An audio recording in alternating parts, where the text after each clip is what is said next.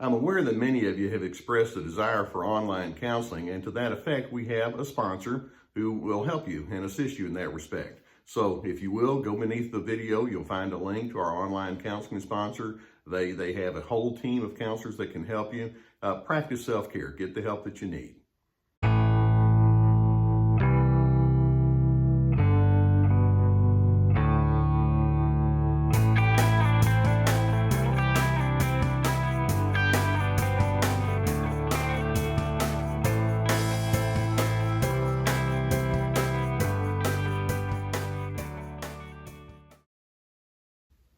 I'd like to begin with a thought that may seem a little counterintuitive at first, but I think the more you ponder it, the more sense it will make. And that is intimacy or relationship closeness actually increases when we see each other's flaws, or we experience difficulties or strains, or we know about one another's weaknesses, and then we're able to talk through them in a very constructive kind of way. We're able to dig and know each other at that level. You see, I start with the assumption it's real easy for me to like you and you to like me when it's nothing but, blossoms and fluffy clouds and all the rest, and it's all good-natured.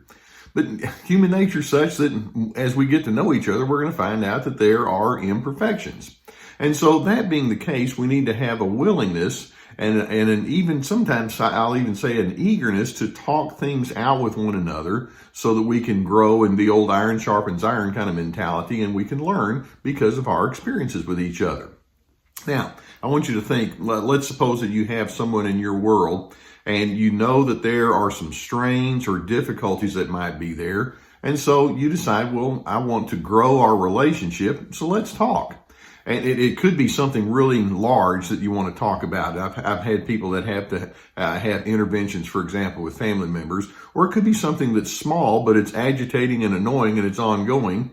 But you sit down with that person and you say something to the effect of, hey, I'm concerned about such and such, or there's something I'd like for you to consider. Now, there are many individuals, when they hear words like that, the hair on their back goes up and they just can't receive it. They go straight into denial mentality. Many individuals will instinctively, when they're confronted, even if it's mild or especially if it's not mild, they'll instinctively go into a defensive posture. Sometimes they just completely withdraw from you. Other times they'll ridicule what you have to say, or they may deflect and say, well, it wasn't me, it was this over here. They may minimize or even invalidate the things that you're trying to say. They can go into the justification mode. They can turn it into a really quick argument and where it just explodes quickly and you're thinking, where did that come from? They can stonewall. All of that is part of an individual's sense of denial. And I'll even go so much further as to say, let's suppose that what you're trying to say to that person might be misinformed. Even so, I would say, how hard is it to just simply say, I'll listen to you and I'll consider what you're having to say and then we can talk it through.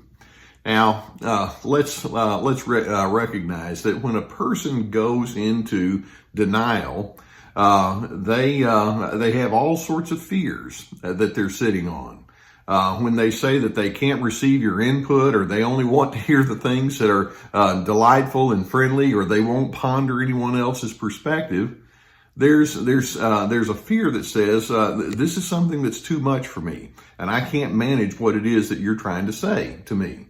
So then we might ask, well, so when people go into this denial, what are they afraid of? Well, glad you asked. Lots of things, actually. They're afraid of being rejected. They can be afraid of being deemed as unworthy. They may be afraid of being placed in a subordinate position. They may be afraid of losing. Many times these individuals who go straight into denial see relationships more as a competition. It's a very narcissistic way for people to respond. Who's up, who's down, who's better, who's worse. And as a result of that kind of thinking, they fear being in the losing position. They may be afraid of being judged. They may be afraid of looking weak, and they may be afraid of looking less than ideal.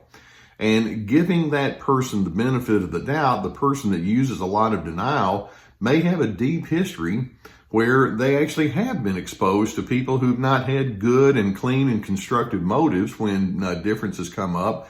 And as a result, they carry around a great deal of pain from the inside out. And so you come along and you're trying to be constructive and they're just not able to do it. And yet, for that denier, I'm hoping that they can recognize, well, what was done to me in the past doesn't have to carry on with me in my current life and in my future. But sometimes people just have a hard time getting through their fears. Now, to that denier, I've got some questions, and that is, how are you ever going to grow and mature if you'll only receive flattering input? You know, the fact is, like I say, we each have our flaws, we have our imperfection, and if you can't talk about that, are you ever going to be able to grow? Another question is, are you so psychologically fragile that you'll just unhinge when something comes in your direction that you don't really want to hear? Or another question is, are you so ideal that you've got it all figured out? Do you really think that about yourself? And if so, what does that tell us? Because nobody's so perfect. So let's recognize relationships are a two-way street. We need each other.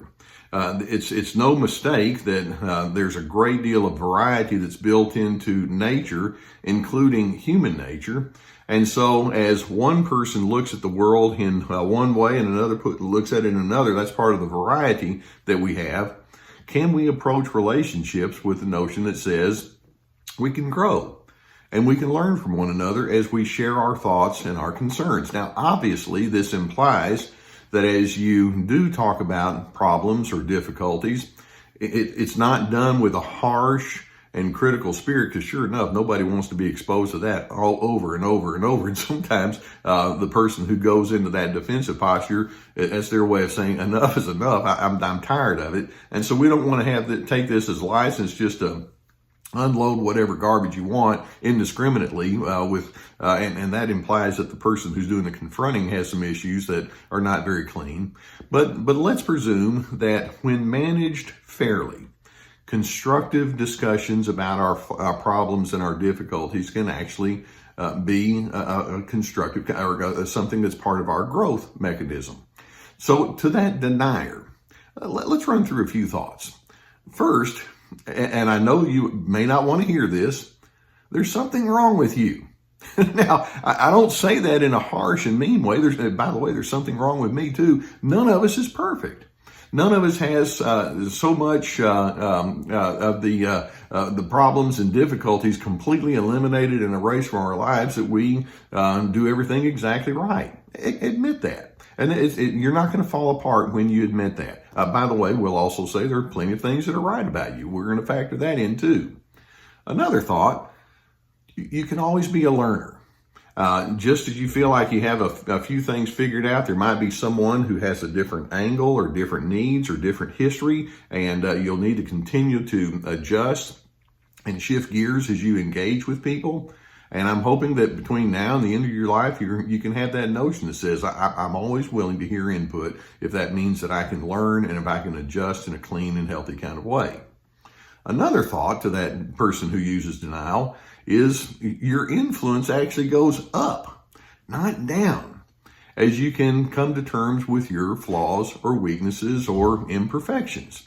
It's okay. In fact, it's your way of saying I'm part of the human race and I don't feel the need to lord myself over anyone else. You can be human, I can be human, and you actually have a greater sense of camaraderie when this is managed in a reciprocal and healthy kind of way. And then also we're going to say a major show of strength is when you can acknowledge your weaknesses. You're not some sort of a loser when you say, yeah, I did blow it, or yes, I do need to make a mistake, or yes, this is a habit that I'm struggling with, or this is something that I miscalculated. It's okay to say that, and you actually show yourself to be strong when you can discuss the wholeness of who you are. Now, again, I'm going to go back and say we don't want to have relationships that are so completely filled with criticism and unsolicited advice that it just creates an atmosphere where defensiveness and all that goes with it is just going to be a natural byproduct. So let's be careful about that.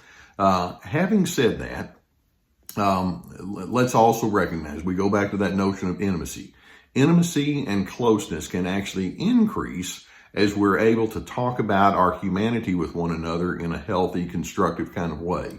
Notice my tone of voice. You don't have to plead. You don't have to become agitated. You don't have to be sarcastic or condescending, but we can talk and we can share. And I'm hoping that as you drop your sense of denial, you'll also see that you increase your ability to connect. Actually, it costs you nothing to hear someone else's words and thoughts, but it could gain you a great deal. Would you be willing to consider that point of view? I do hope that videos such as this will give you some food for thought. And if you've not already done so, I would encourage you to go below and hit that subscribe button. We'll keep more videos coming. This is our Dr. Les Carter channel, and we also have my Surviving Narcissism channel. But here I'm trying to address some issues beyond just straight up narcissism. If you have a need for counseling, and many people, as they're trying to sift through these kind of things, recognize that would be beneficial.